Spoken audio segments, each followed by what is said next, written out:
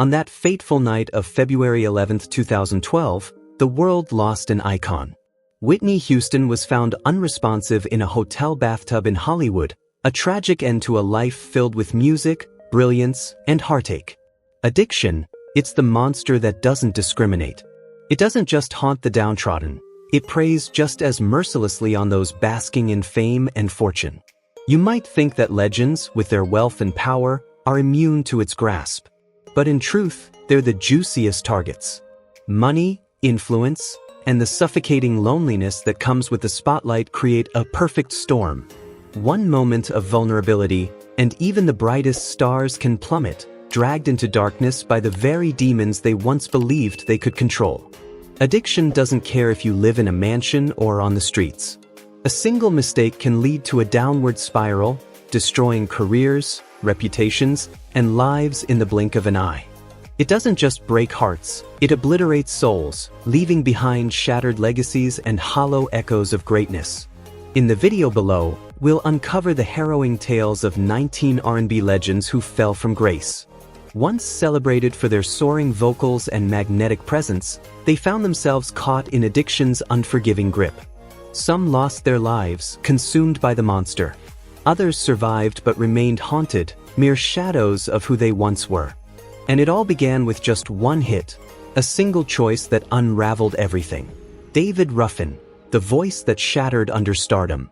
David Ruffin was once the soulful powerhouse behind My Girl, the iconic hit that catapulted the Temptations to Motown immortality.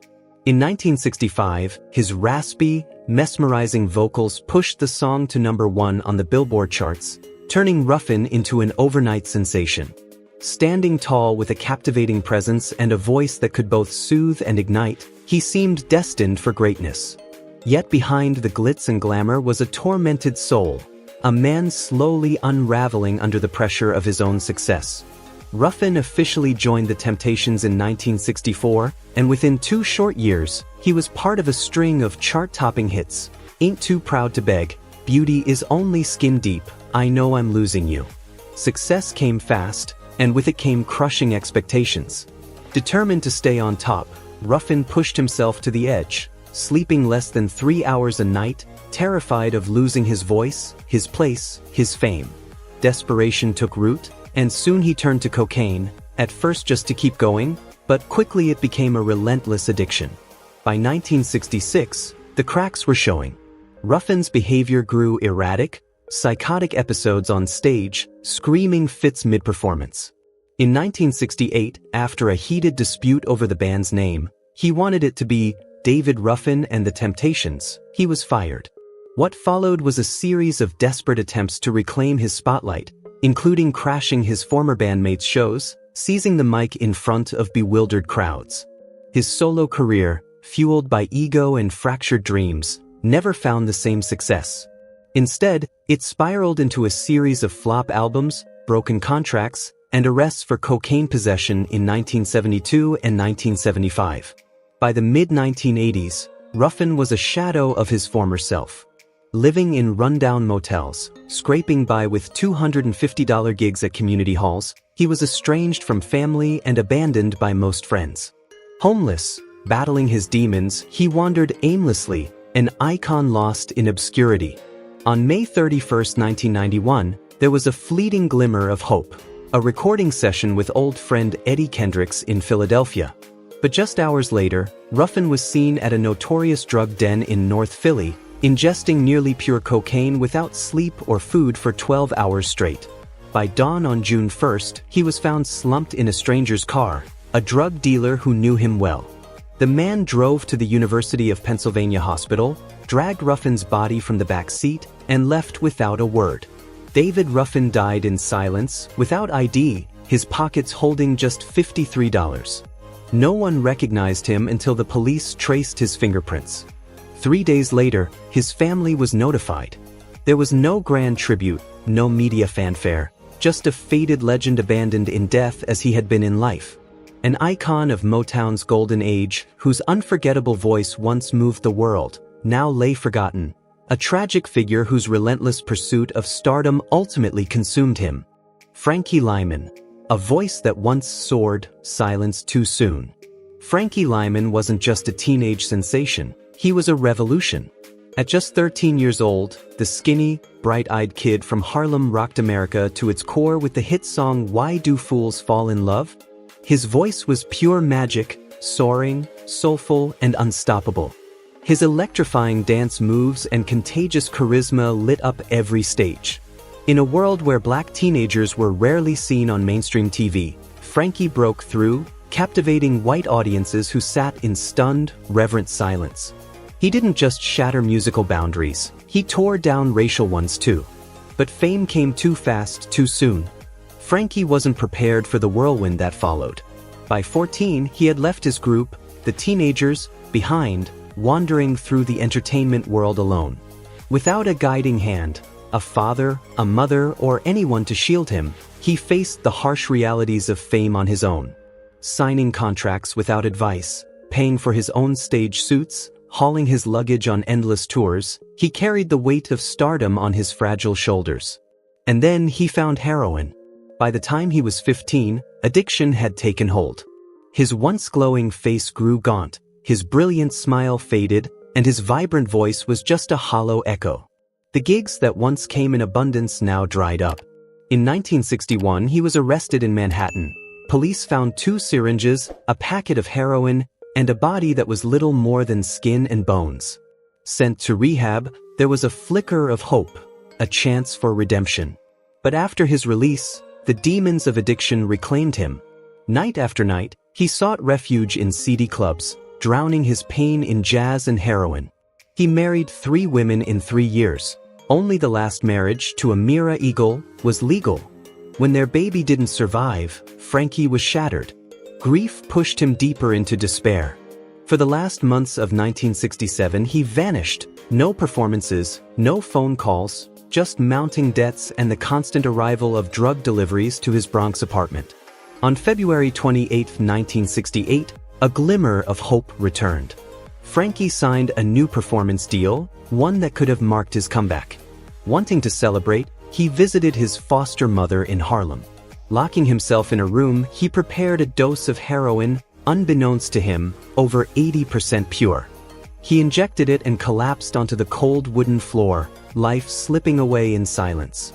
The next morning, his foster mother found him, motionless, needle still in his arm, body cold to the touch. The boy who had once lit up the world was gone, buried hastily in an unmarked grave in a Bronx cemetery. No headstone, no name. Frankie Lyman, America's lost prodigy, had died at just 25, leaving behind a legacy stained by tragedy and the haunting echo of a voice that was silenced far too soon. Sly Stone, from funk genius to forgotten soul. Sly Stone was once the heartbeat of a musical revolution. As the mastermind behind timeless hits like Everyday People and Dance to the Music, he led Sly and the Family Stone, the first band to bridge racial divides on the American stage. In the early 1970s, Sly was an icon admired by legends like Miles Davis and James Brown. He had everything: money, fame, and a seemingly unbreakable future. But behind the scenes, his world was unraveling at a dizzying pace. In 1971, after the groundbreaking album, There's a Riot Goin' On, Sly was creatively and emotionally burned out. He would sit at the piano, sleep-deprived and delirious, banging on the keys with frustration. One night, after 72 hours without sleep, his manager handed him a small bag of cocaine. One hit sparked a creative burst, 4 songs in a single sitting. The second hit trapped him in that chair for 3 days straight. From that moment, the music and the man began to fall apart. By 1973, Sly was unpredictable. Concerts became a gamble. Fans never knew if he would show up, arrive hours late, or stumble on stage, half-conscious, clutching a shotgun while mumbling incoherently. The band fractured in 1975, but Sly kept spiraling, switching from cocaine to PCP, a drug that made him believe his drum machine was talking to him and that the FBI was watching his every move. In just 7 years, between 1980 and 1987, Sly was arrested 26 times for a chaotic list of offenses: drug possession, disorderly conduct, assault, driving without a license. One day, he even showed up to court in pajamas, wearing sunglasses, wheeling himself in a fake wheelchair, shouting, "Funk is not a crime." By the early 90s, he had vanished from the public eye. For over a decade, no one saw him perform. Then, in 2007, the tragic truth surfaced. Sly Stone was found living in a rotting RV in Los Angeles, without electricity, without water, surviving on $1 sandwiches. He stole power from a nearby laundromat to charge his wheelchair. Inside the RV were the remnants of his legacy: a battered guitar, a bag of drugs, and a man who had once sold over 30 million records. By 2011, his total assets amounted to less than $100. For over 30 years, he hasn't set foot on a stage. When asked if he would ever make a comeback, he simply whispered, "I already left." Sly Stone's story is a haunting reminder of how a visionary genius can become a forgotten soul, a legend who blazed too brightly and faded far too fast. Rick James, a funk icon consumed by chaos and cocaine. Rick James was more than just a music legend. He was a force of nature. As the self-proclaimed king of American funk, he didn't just revive Motown with his masterpiece street songs, he redefined it. Rick embodied rebellion, raw sensuality, and unapologetic excess. His music wasn't just a sound, it was an electric, rebellious spirit that surged through every note. Yet, behind the untamed genius was a man spiraling into darkness, consumed by his own reckless flames. In 1981, Rick was at the pinnacle of fame. But success came with a sinister companion: cocaine. What started as a way to fuel his creative fire soon became a relentless inferno. By then, he was snorting coke every 20 minutes, a habit that would devour $1 million within just 2 years.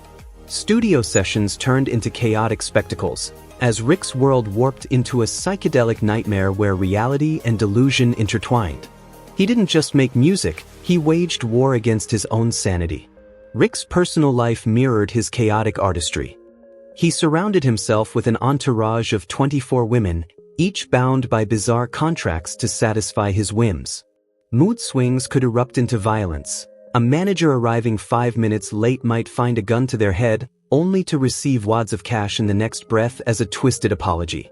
Love, hate, sanity, madness. Rick couldn't distinguish one from the other. Only cocaine remained constant, a dark muse guiding his every move.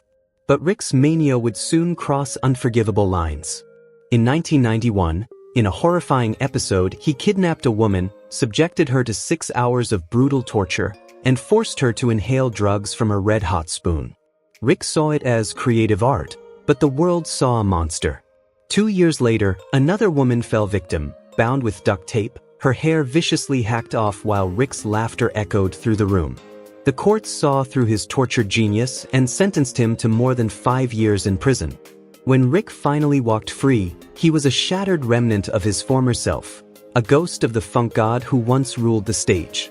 His memory was fractured, his heart barely functioning, his lungs scorched by years of relentless drug abuse. Even his own son's birthday became a distant blur. The once coveted performer was now a forgotten soul, haunted by the legacy of his self-destruction. On August 6, 2004, Rick James' chaotic journey ended unceremoniously, alone on a couch in a rented apartment, his body riddled with 9 different drugs. The man who once set the music world ablaze now lay cold and lifeless. A tragic ending for the funk icon who burned far too bright, far too fast. Ike Turner, a legend consumed by demons. Ike Turner was more than just a musician. He was a trailblazer who left an indelible mark on rock and roll. His groundbreaking 1951 track, Rocket 88, is often hailed as the birth of the genre, making him a pioneer in R&B and rock. A multi-talented force, songwriter, producer, guitarist, bandleader, Ike set trends and broke barriers. Yet, behind the curtain of fame, his life was a chaotic storm of addiction, paranoia, and violence. By the late 1960s, Ike had begun using cocaine, initially to stay sharp and maintain his grueling work pace. But the drug soon became his master. From 1974 to 1985, his addiction spiraled out of control, with daily expenses ranging from $500 to $1,000 on cocaine and crack. Mornings started with a line, shows were fueled by smoke, and recording sessions involved shooting up. Sometimes he would stay awake for 5 to 7 days straight, eyes sunken, nerves stretched taut. His grip on reality slipped, yet in his mind he remained the one pulling the strings of his band, of Tina, of the world. The paranoia took a sinister turn. Convinced the CIA was spying through the sunlight, Ike ordered every studio window to be taped shut. Cameras littered his house as he patrolled at night, gun in hand. Band members were forced to stand motionless for hours during his paranoid fits, as he believed betrayal lurked among them. But it was Tina Turner who bore the worst of Ike's fury. On stage, he humiliated her by ripping off her wig in front of thousands. Backstage, his rage knew no bounds, once smashing a microphone case into her face so hard she needed 16 stitches. Over their 19-year marriage, Tina endured brutal beatings at least 50 times, was hospitalized twice, and often dragged by her hair in front of the band. The nightmare peaked in July 1976 at the Statler Hilton in Dallas when Ike beat her with a shoe heel. Bloodied and battered, Tina fled, clutching only 36 cents and a gas card, finally breaking free from the man who nearly destroyed her.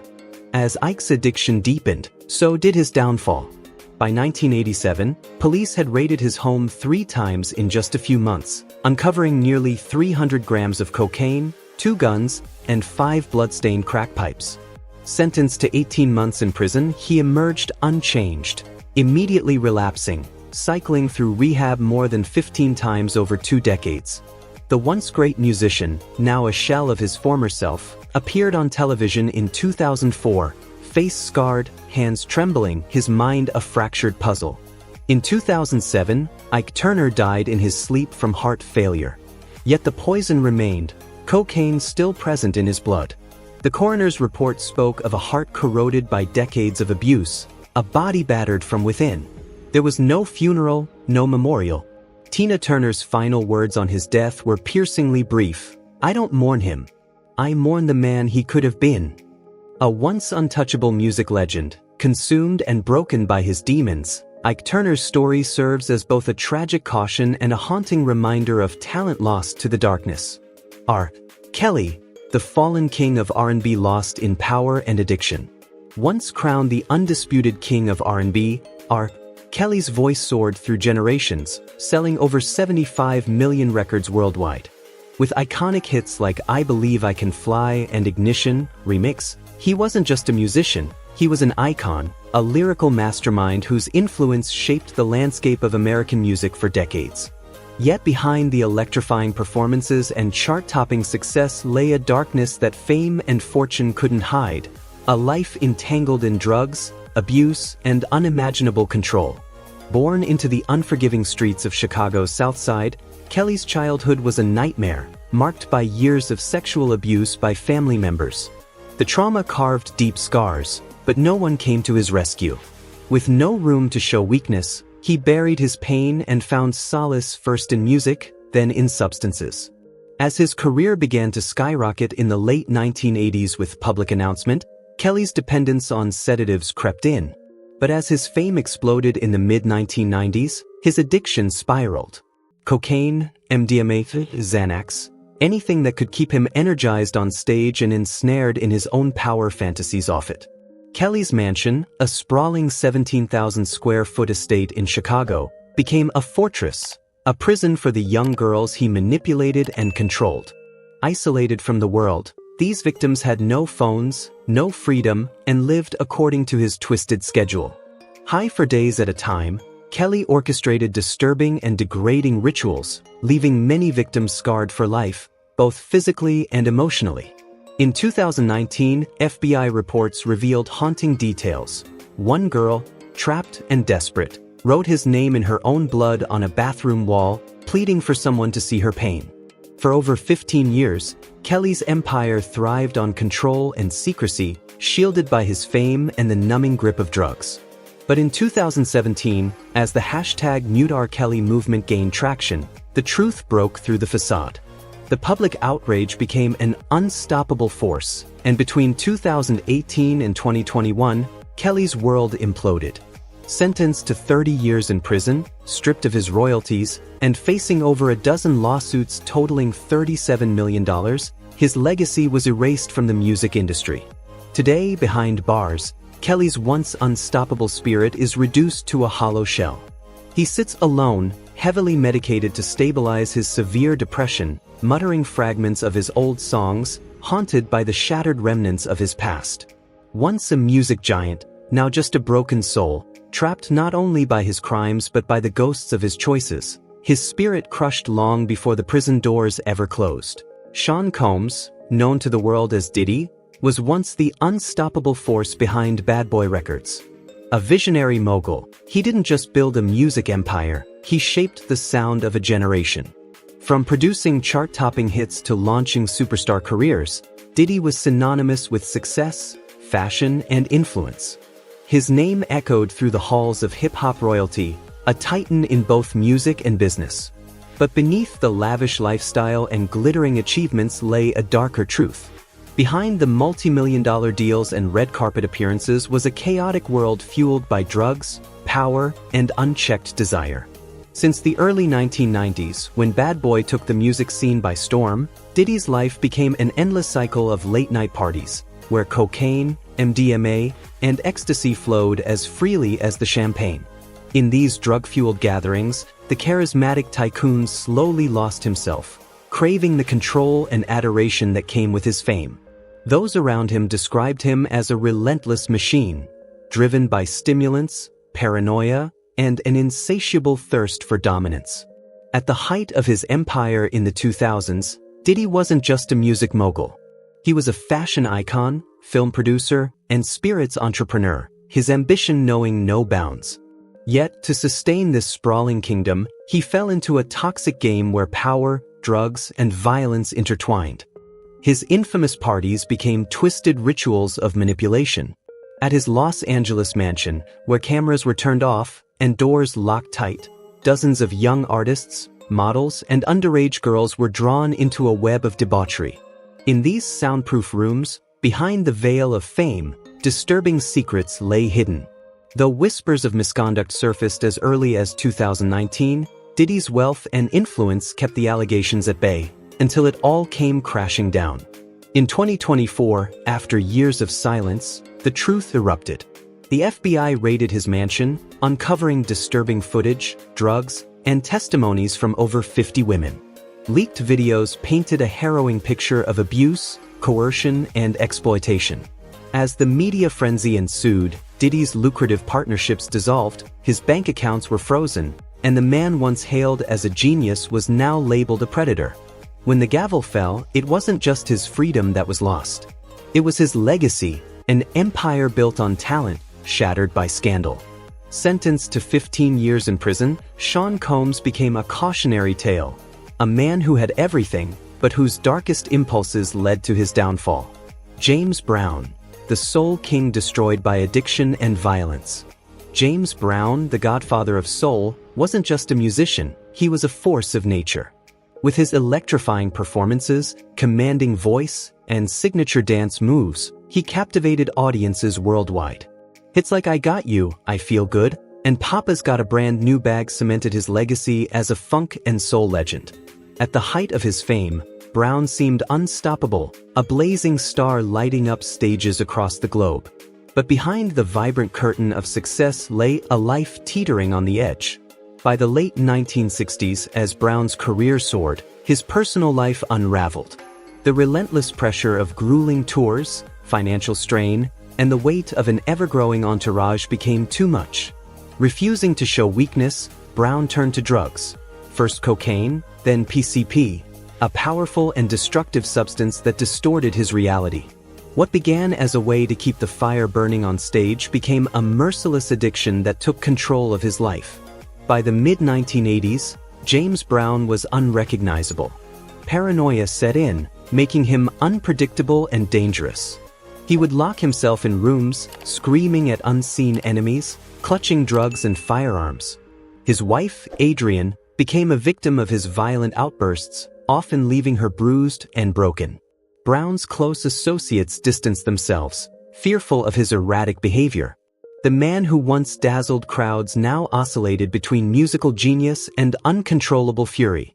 In 1988, the downward spiral hit rock bottom. In a drug-fueled frenzy, Brown barged into an insurance seminar, waving a gun and accusing attendees of plotting against him. His escape was wild, a high-speed chase across 2 states, ending in his capture, drenched in sweat, trembling, and soaked in urine. Cocaine levels in his blood were dangerously high. Sentenced to 6 years in prison, his once glorious image lay in ruins. Though released in 1991, the Soul King's comeback was a shadow of his former self. His body, ravaged by years of substance abuse, appeared frail. The once powerful voice had weakened, his hands trembled, and his energy had faded. Even in his final years, legal troubles persisted, and the legendary performer lived more reclusively, his battles with addiction leaving deep, unhealed scars. On December 25, 2006, James Brown passed away at 73, a soul once filled with fire, now extinguished. The legacy of a music icon was forever entwined with a tragic story of genius destroyed by addiction. The man who revolutionized funk and soul had spent his final years haunted by demons he could never fully escape. Etta James, the fall of a soulful legend. Etta James wasn't just an R&B powerhouse, she was a force of nature. With a voice that could melt hearts and ignite souls, she commanded the stage, leaving audiences spellbound. Her hits like At Last and Tell Mama became timeless anthems, solidifying her place among music royalty. But behind the iconic melodies and powerful vocals lay a life marred by darkness, a tragic journey from stardom to despair. Etta's life was never easy. Born into poverty in Los Angeles, she faced a brutal childhood filled with abuse and neglect. Music became her sanctuary, the one place where her voice could soar above the pain. Yet, as much as the spotlight adored her, it also exposed her to the harshest realities of fame. The pressure of being a celebrated artist became suffocating, and Etta found solace in heroin, a deadly companion that offered temporary relief but demanded her soul in return. By the late 1960s, addiction had tightened its grip, dragging Etta into a downward spiral. Heroin, once a false friend, soon became her undoing. Arrests for drug possession and erratic behavior marked her public downfall, and once thriving recording contracts disappeared. Etta James, once the Queen of Soul, found herself reduced to a shadow, lost and haunted by the demons she couldn't escape. The 1970s were unforgiving.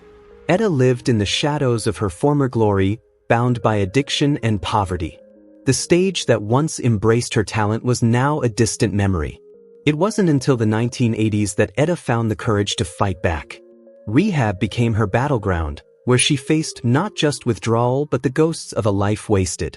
Despite the odds, she fought fiercely to reclaim herself, but the years of addiction left permanent scars on her body and spirit.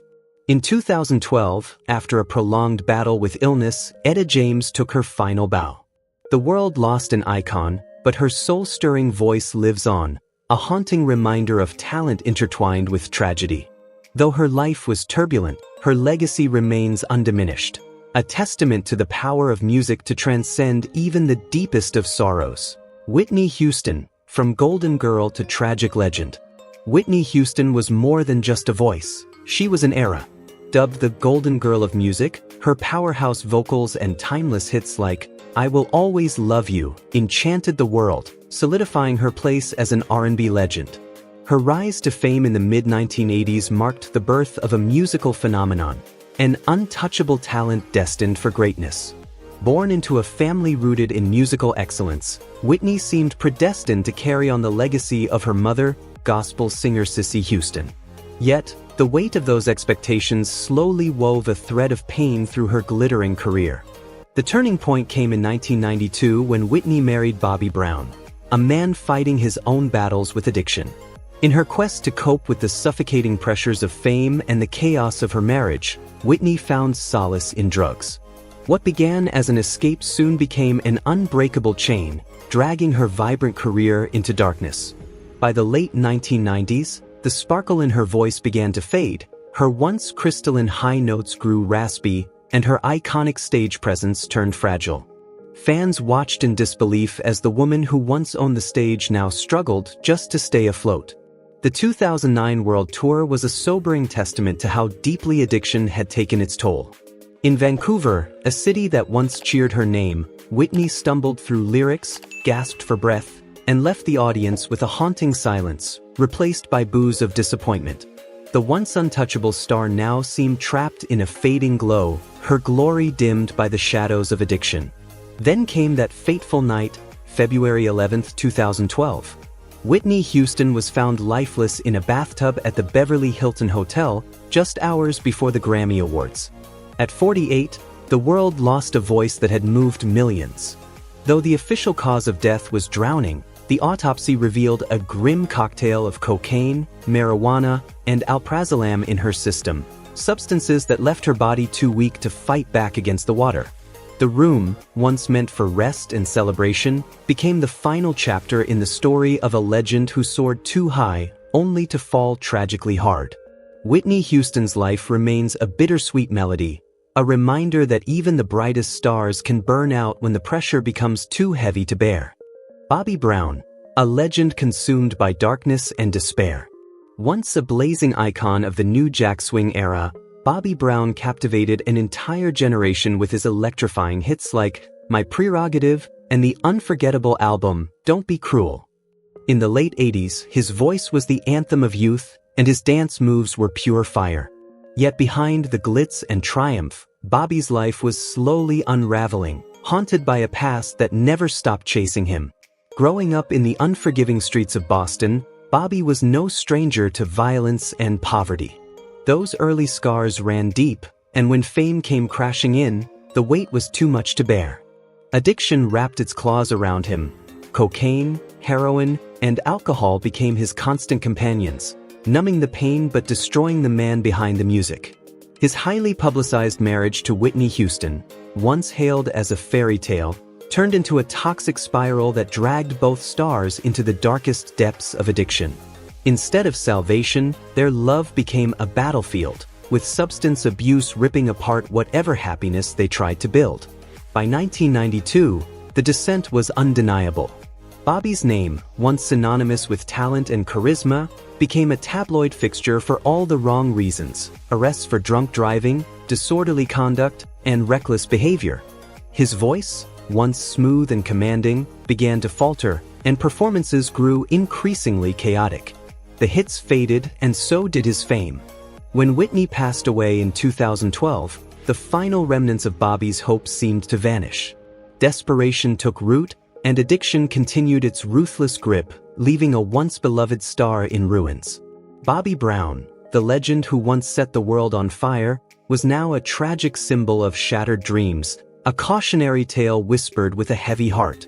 Wilson Pickett, from soul legend to a shadow of himself. Wilson Pickett, the dynamic soul music powerhouse of the 1960s and 70s, was a force to be reckoned with. His unforgettable hits like In the Midnight Hour and Land of 1000 Dances lit up the airwaves, capturing the hearts of millions with his raw, electrifying voice. At the height of his fame, Pickett was unstoppable, a trailblazer who brought soul to life with every note. But behind the dazzling spotlight lay a far darker reality. A reality where fame came at an unimaginable cost. Pickett's rise to success was meteoric, fueled by his unwavering confidence and undeniable talent. Yet, as the music scene evolved through the 1970s, he found himself increasingly isolated and forgotten, feeling as though the industry that once celebrated him was now leaving him behind. Amid this growing loneliness and the relentless pressure to remain relevant, Pickett found solace in dangerous places. Drugs and alcohol became his escape, his misguided attempt to numb the pain of rejection and the sting of fading stardom. Cocaine and whiskey crept into his routine, transforming passion into chaos. The once vibrant, commanding performer began to unravel, losing control of the very gift that made him a legend. In 1988, the world caught a grim glimpse of his downfall. Arrested for driving under the influence, Pickett appeared disoriented and broken, a far cry from the magnetic soul star he once was. Paparazzi captured his fall from grace, documenting a man who seemed lost in his own tragedy. By 2006, the toll of years spent battling addiction proved too much.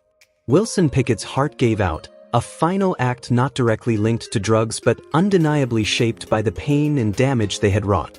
The soul music world lost not just a voice but a man whose life story reminds us that even the brightest stars can be consumed by darkness. Marvin Gaye, a soulful voice silenced by inner demons. Marvin Gaye wasn't just an R&B icon, he was the voice of a generation. In the 60s and 70s, his timeless hits like What's Going On and Sexual Healing resonated with millions, capturing both the pain and passion of the human experience. But behind the soulful melodies and chart-topping success lay a man engulfed by darkness. The death of his dear friend Tammy Terrell in 1970 shattered Marvin's spirit, plunging him into a deep, relentless depression. To numb the agony, he turned to cocaine, a coping mechanism that soon became his undoing. As the addiction tightened its grip, his once electrifying performances grew unpredictable, his health crumbled, and his mind teetered on the brink. Financial struggles only added to his torment, as Marvin found himself drowning in debt, owing a staggering $9.2 million in taxes. Yet perhaps the most haunting battle was the one at home, with his domineering father, a man whose volatile relationship with Marvin simmered for years. Then, on April 1, 1984, tragedy struck. During a heated argument, Marvin's father pulled the trigger, ending the life of one of soul music's greatest legends. Marvin Gaye's journey, marked by extraordinary talent and insurmountable pain, serves as a somber reminder of how even the brightest stars can be consumed by their own storms. Chaka Khan, from the heights of fame to the depths of addiction. Chaka Khan, the undisputed queen of R&B, captivated the world with her powerhouse voice and magnetic presence throughout the 1970s and 80s. With timeless hits like I Feel For You and Through the Fire, she became a trailblazing icon, embodying talent, passion, and resilience. But beyond the spotlight, Chaka's life was far from glamorous. Beneath the glittering veneer of stardom, a storm was brewing. The relentless pressures of the music industry, rife with sexism, racism, and unrelenting demands, began to take their toll. To numb the pain, Chaka turned to cocaine and heroin, seeking solace in the very substances that would soon dominate her life. By the early 80s, drugs had become more than an escape. They were a relentless grip, slowly suffocating her talent and spirit. Her career, once sky-high, started to crumble. The once vibrant and soulful voice that had electrified audiences now faltered, weighed down by addiction. Missed recording sessions and lackluster performances marked her fall from grace.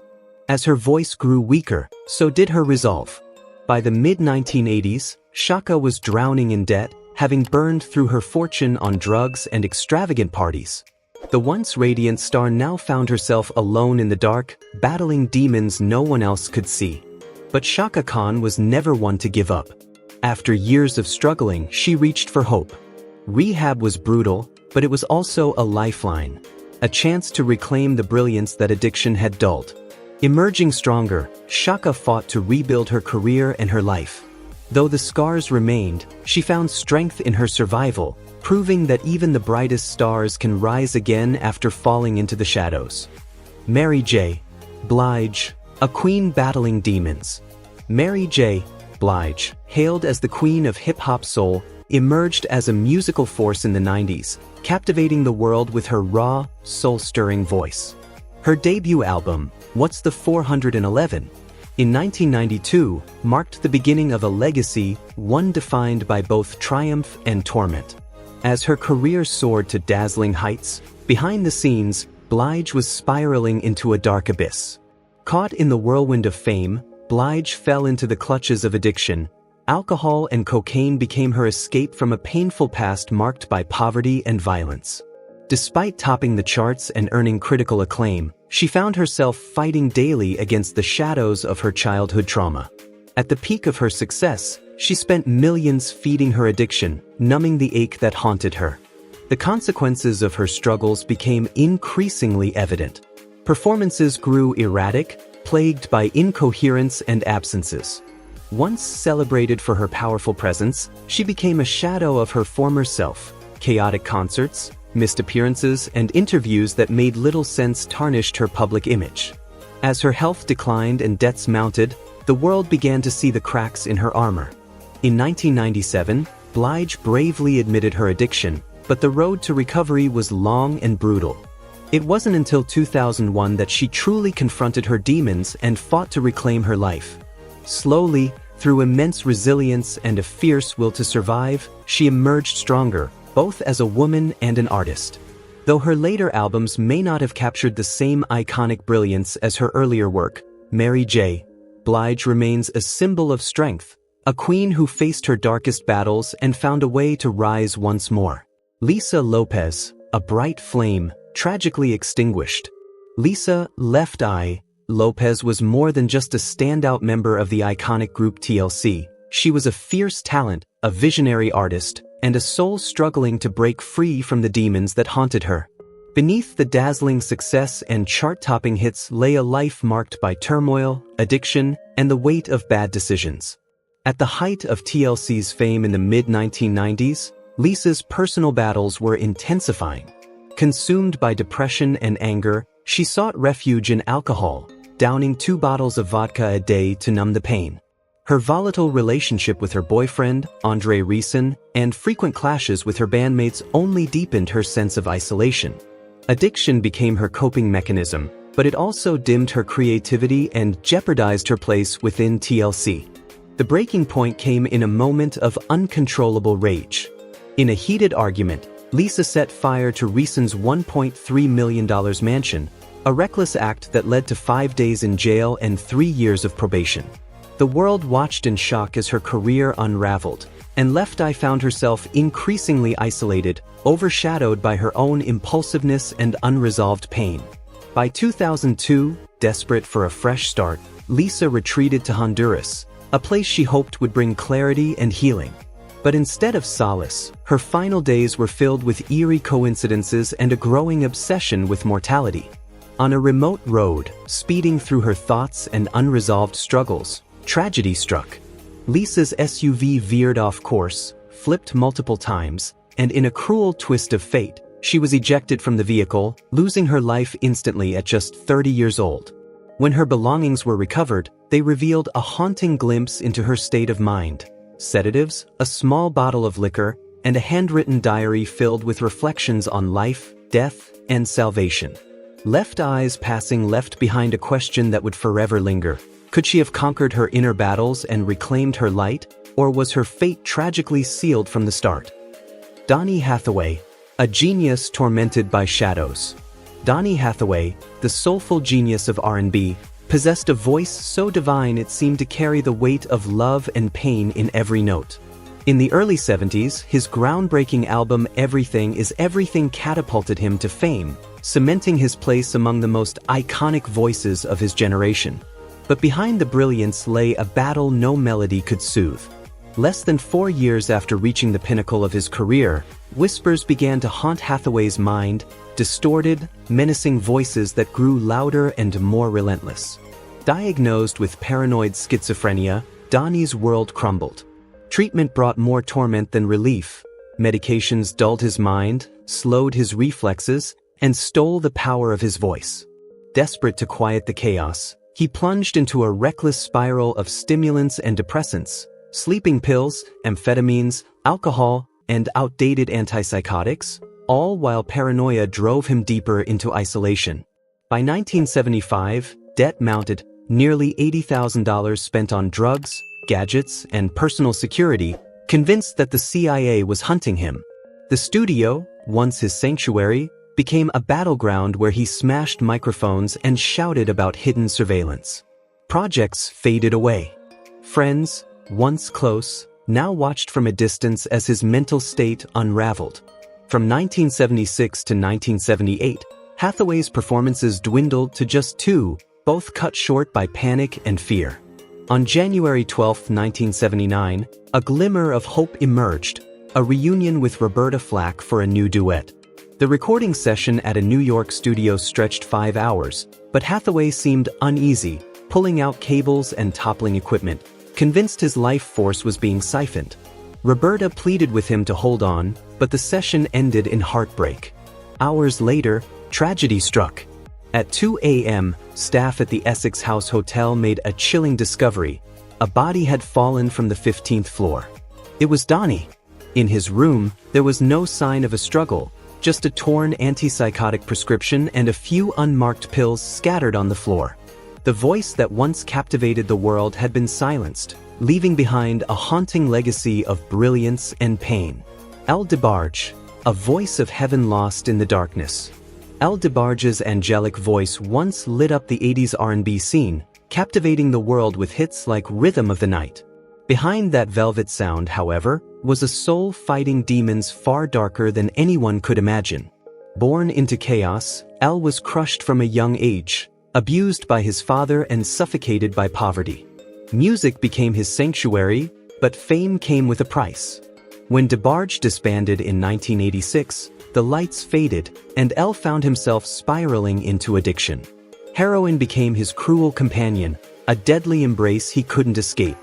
Spending up to $2,000 a week on cocaine and heroin, he wandered from hotel to hotel, eyes bloodshot and veins raw, injecting himself just to summon the strength to sing. By 1992, his life took a darker turn. Arrested for drug possession, it marked the beginning of a harrowing descent. 13 arrests, 3 failed rehab attempts, and a stint in prison shattered the icon he once was. From millionaire to destitute, El declared bankruptcy by 2001, crashing on relatives' couches, sleeping on studio floors, his frail body barely tipping the scale at 110 pounds. His clothes hung loose on his thin frame, and the stench of drugs clung to him like a haunting shadow. El wasn't the only one in his family fighting addiction. 5 of his siblings fell into the same abyss, their talents buried beneath substance abuse. Yet, in 2010, El tried to reclaim his life and voice with the album Second Chance. But when he stepped back into the world, he found himself singing not to adoring fans, but to the echoes of a past glory, an unmistakable voice trapped within the shell of a man who had lost everything. K.C.I. Haley, from R&B sensation to a fallen star. K.C.I. Haley, the powerhouse vocalist from Jodeci, was once the soul of the most rebellious R&B group of the 90s. With millions of records sold, sold-out tours, and songs that left an indelible mark on America, he was an icon of sensuality and raw pride. Yet, beneath the seductive voice and electrifying stage presence, a dark storm was brewing.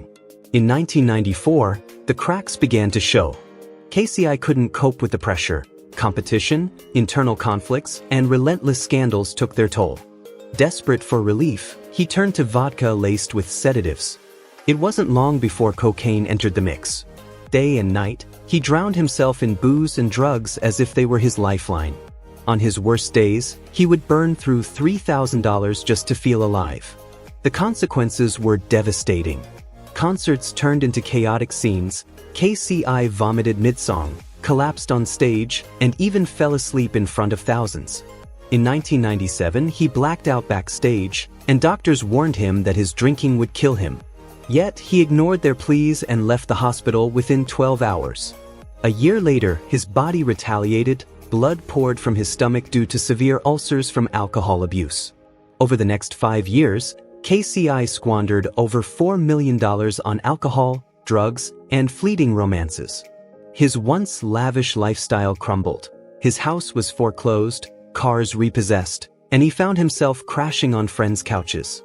By 2006, his own mother dragged him into rehab, his body trembling and his spirit shattered.